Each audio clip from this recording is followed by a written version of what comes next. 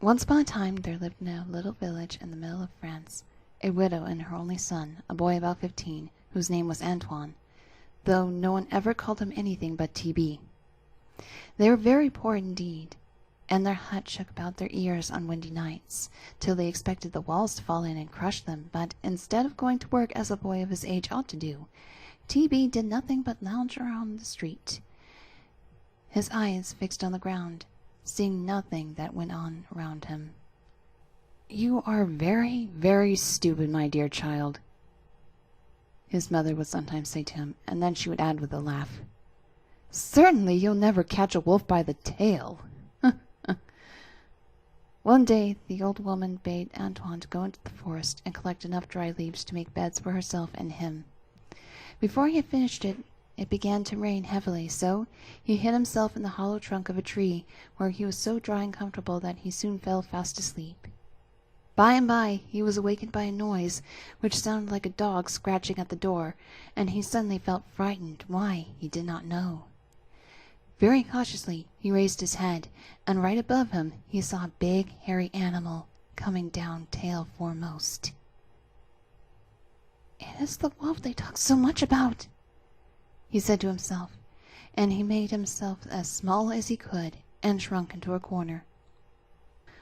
The wolf came down inside the tree. Slowly, slowly, Antoine felt himself turn to stone. So terrified was he, and hardly dared to breathe. Suddenly an idea entered into his mind, which he thought might save him still. He remembered to have heard from his mother that a wolf could never bend his back, or turn his head, so as to look behind him, and quick as lightning he stretched up his hand, and seizing the wolf's tail, pulled it towards him. Then he left the tree, and dragged the animal to his mother's house. "Mother, you often declared that I was too stupid to catch a wolf by the tail. Now see!" he cried triumphantly. "Well, well, wonders will never cease," answered the good woman, who took care to keep a safe distance. "But as you really have got him, let us see if we cannot put him to good use. Fetch the skin of the ram, which died last week, out of the chest, and we'll sew the wolf up to it. He'll make a splendid ram, and tomorrow we'll drive him to the fair and sell him." Very likely the wolf, who was cunning and clever, may have understood what she said, but he thought it best to give no sign, and suffered the skin to be sewn upon him. "I can always get away if I choose," thought he. "It is better not to be in a hurry." So he remained quite still while the skin was drawn over his head, which made him very hot and uncomfortable, and resisted the temptation to snap off the fingers or noses that were so close to his mouth. The fair was at its height next day when TB arrived with his wolf in ram's clothing. All the farmers crowded round him, each offering a higher price than the last. Never had they beheld such a beautiful beast, said they. And at last, after much bargaining, he was handed over to 3 brothers for a good sum of money. It happened that these 3 brothers owned large flocks of sheep, though none so large and fine as the one they had just bought. "My flock's the nearest," observed the eldest brother. "We will leave him in the fold for tonight, and tomorrow we will decide on which pastures will be best for him." And the wolf grinned as he listened, and held up his head a little higher than before. Early next morning the young farmer began to go to his rounds, and the sheepfold was the first place he visited. To his horror, the sheep were all stretched out dead before him, except one, which the wolf had eaten, bones and all. Instantly the truth flashed upon him. It was no ram that lay curled up in the corner pretending to be asleep, for in reality he could bend back and turn his head as much as he liked, but a wolf who was watching him out of the corner of his eye, and might spring upon him at any moment. So the farmer took no notice, and only thought that here was a fine chance of avenging himself on his next brother for a trick which he had played, and merely told him that the ram would not eat the grass in that field, and it might be able to drive him to the pasture by the river, where his own flock was feeding. The second brother eagerly swallowed the bait, and that evening the wolf was driven to the field where the young man kept the sheep which had been left by his father. By the next morning they also were dead, but the second brother likewise held his peace, and allowed the sheep which belonged to his youngest to share the fate of the other two. Then they met and confessed to each other's disasters, and resolved to take the animal as fast as possible back to T.B., who should get a sound thrashing. Antoine was sitting on a plum tree belonging to a neighbor, eating the ripe fruit. When he saw the three young farmers coming towards him, swinging himself down, he flew home to the hut, crying breathlessly, "Mother, mother, the farmers are close by with the wolf. They have found out all about it, and will certainly kill me, and perhaps you too. But if you do as I tell you, I may be able to save us both. Lie down on the floor and pretend to be dead, and be sure not to speak, whatever happens." Thus, when the three brothers, each armed with a whip, entered the hut a few seconds later, they found a woman extended on the floor, and T.B. kneeling at her side, whistling loudly into her ears. "What are you doing now, you rascal?" asked the eldest. "What am I doing? Oh, my poor friends! I am the most miserable creature in the world. I have lost the best of mothers, and I don't know what will become of me." And he hid his face in his hands and sobbed again. "But what are you whistling like that for?" "Well, it's the only chance. This whistle has been known to bring the dead back to life, and I hoped—" Here he buried his face in his hands again, but peeping between his fingers, he saw that the brother had opened their 6 eyes as wide as saucers. "Look!" he suddenly exclaimed with a cry. "Look! I am sure I felt her body move, and now her nostrils are twitching. Ah, the whistle has not lost its power after all." And stooping down, T.B. whistled more loudly than before, so that the old woman's feet and hands showed signs of life, and she soon was able to lift her head. The farmers were so astonished at her restoration that it was some time before they could speak. At length the eldest turned to the boy and said, "Now listen to me. There is no matter of doubt you are a young villain.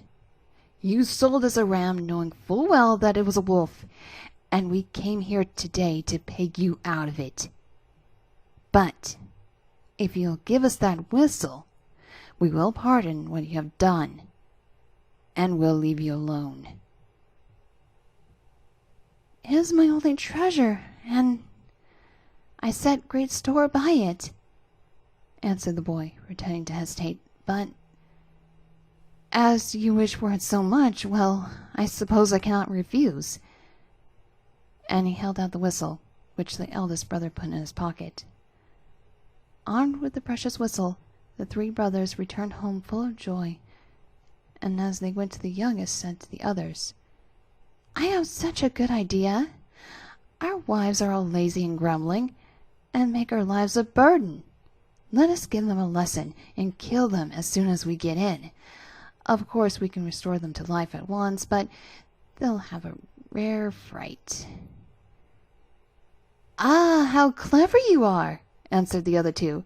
"Nobody else would have thought of that."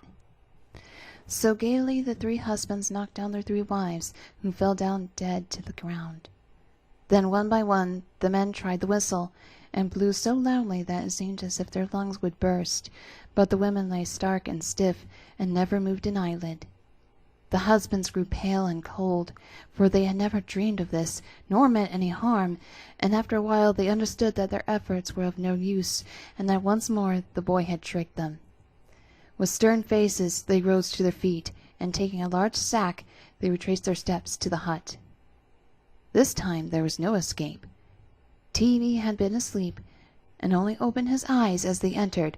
Without a word on either side, they thrust him into the sack, and tying up the mouth, the eldest threw it over his shoulder. After that they all set out to the river, where they intended to drown the boy. But the river was a long way off, and the day was very hot, and Antoine was heavier than a whole sheaf of corn. They carried him in turns, but even so they grew very tired and thirsty, and when the little tavern came in sight of the roadside, they thankfully flung the sack down on a bench and entered to refresh themselves. They never noticed that a beggar was sitting in the shade at the end of the bench, but T.B.'s sharp ears caught the sound of someone eating, and as soon as the farmers had gone into the inn, he began to groan softly. "What is the matter?" asked the beggar, drawing a little nearer. "Why have they shut you up, poor boy?" "Because they wanted to make me a bishop, and I would not consent," answered T.B. "Dear me!" exclaimed the beggar. "Yet it is such a bad thing to be a bishop."